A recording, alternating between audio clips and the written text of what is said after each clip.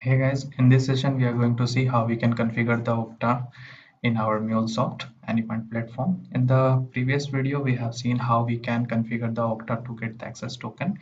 Now in this session we are going to see the configuration of Okta to the Anypoint platform and then doing implementing the policy over the API and doing a testing. So before configuring that Okta, let me tell you why we are going to configure the Okta here. So as of now, whenever we click on this request access part, whatever the application we are going to create at this level, this application will get created over any point platform that you can revisit or you can delete or revoke that application by going to the contract section of the API manager. Okay. Now here, what we are going to do, whatever the application we are going to create while hitting this request access button, that application will get created over the Okta. So how to do that? So to achieve that result, we'll go to the access management of this Anypoint platform and then we'll come to the client provider. Once we click on this client provider, it will give me an option to add the client, external client. So as I have configured here, let me show you how I have configured. So once you click on this add client provider, you have to click on this open ID connect dynamic client registration. Once you click that, it will give you some option to enter here. Okay, so let me go back and show you what I have done. So if I come over here, I have given this Mule client provider. Then here I have given the couple of details. So let me show you how you can get this detail. So in the previous video, I have shown you when you create application over this, if you created application, now you have to go to this API section. When you go to the API section, after adding the server, once you click on this, it will give you a metadata URI. So just copy this metadata URI, go to the postman and hit it here. Okay. Once I click this, it will be giving me some couple of detail. So here we have this issuer. We'll copy this URL and we'll paste it over here in the issuer section. The client registration URL will be this client endpoint. So this one I will be copying it and pasting it here. Now in this authorization header part, if I show you this authorization header part, if we are going to configure it with the Okta, then it is saying that we need to pass it as a SSWS access token. So in the previous video, I have shown you how you can create the API token. To create the API token, you go to the token section and here you click on this create token. So I have already created API token and I have saved it here. Okay. Now, once this part is done, then it will ask the client ID and client secret. So this client ID and client secret I am giving, which I have created over here. So this application that I have created, Okta demo. Wait. Go to this application. So here I have created Mule Okta demo. So here you will be having this client ID and client secret. So this client ID and client secret, we are required to pass it over here.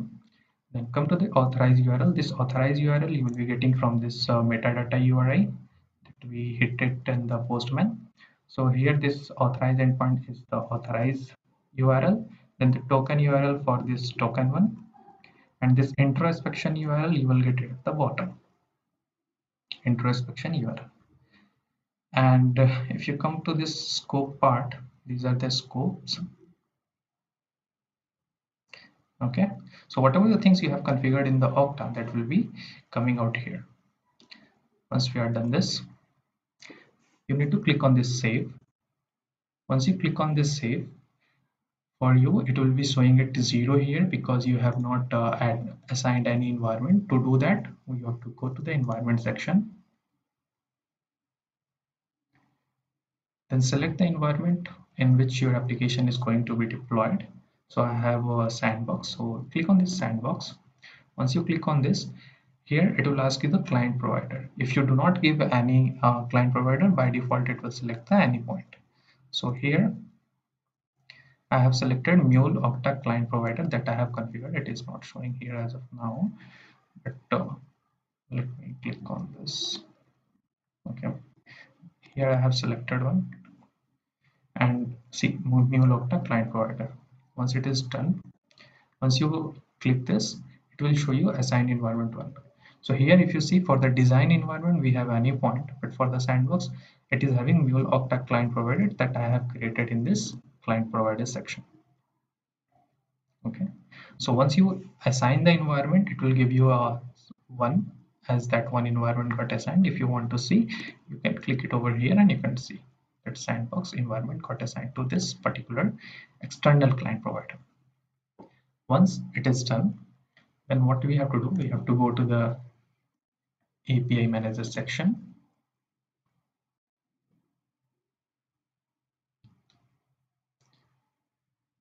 So in the API manager, I have one API. Let me go to the runtime, show it to you that which application I have deployed. So in the runtime manager under the sandbox environment, I have deployed one application.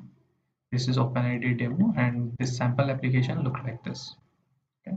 So here what I'm doing, I'm just printing this value that policy is working fine, and I have used one RAML and this is the sample.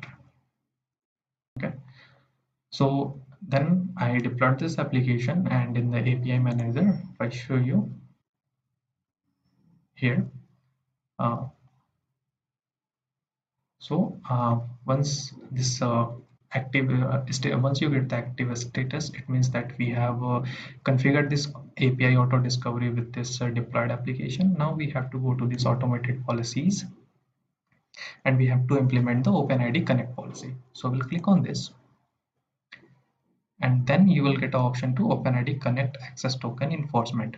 So if you have not configured any external client provider, this policy will not show you here. If you have configured, then it will come. So select this part, click next. So by default, let's whatever the scope I'm going to pass, it will check if any contain any scope. Let's say for any scope, if you want to specialize which scope you're going to validate only here, then you can select the scope that you're going to allow for this particular API. Then here we have this skip client ID validation. If you want to skip the client ID validation, that will be present in the access token that we are going to generate. You can do that. If not, that is also correct. Now in the advanced section, it will ask you something. This is the policy latest version, and it will ask you the from which version you are going to implement. So minimum and the maximum version of the Mule. So let me give it as a 4.2.2, and optional is till the 2 I'm giving it blank. Okay, so minimum this Mule version should be present to hit this to so that this policy will work. Now once I click on this apply, our policy got implemented over that particular API. Now how we can test that? So as of now, if I show you the application, this is the application that I have, and I was getting 200 okay because we were not having any policy. Now if I click send, okay, it will take time I think, and then it will come into existence. Click on send. Okay.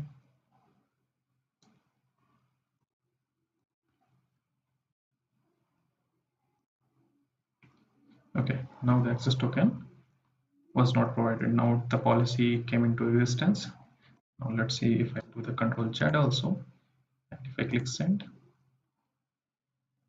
so it is saying token has been revoked. So no token is there. So what we are going to do out of this URI, we are going to generate a token. So we'll copy this URL and we're going to generate a token for this. So we'll make it post, and here in the auth we are going to select the basic auth and we'll pass the username and password. So before doing that, we'll go to the exchange, and now here we are going to request access for this policy. So it is the same concept that we do in the client ID enforcement policy. So here we'll click on request access. It will ask me to select the instance. Once I click on this, it will give me an option. So here I'm going to create a new application. Now let me give the application name as test Okta config. This one is I'm going to give. Now in the grant type, I'm going to use authorization and the client credentials as well. Okay, so why do we need to have keep this by default? Because it will ask for code grant, resource owner grant. So any one of these should be there. So let me give this one. Redirect URI, I'm going to give it as a random value. So once it is done, if I click on this create, then it will ask me to give me option to request access. So once I click on this request access, what will happen? Let me show you. If I go to this application section on the Okta portal, we have only one Mule Okta demo. Now currently we're going to make a request for this application to give me the client credentials. Once I make a request access, I have received this. So what I'm going to do, I will copy this part. I will paste it over here. I will copy this one as well and paste it over here. So this is the Exchange app credential that I have created, and this is the Okta app that I have created in the beginning.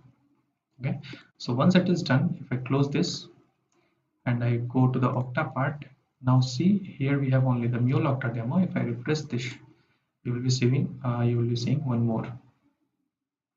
Yeah, test Okta config, that application we created from the Exchange. Okay, now what we are going to do, while making a request to get the token, we are going to pass the credential that we have received from the Exchange application. So we'll copy this one, we'll paste it over here, copy this one, we'll paste it over here.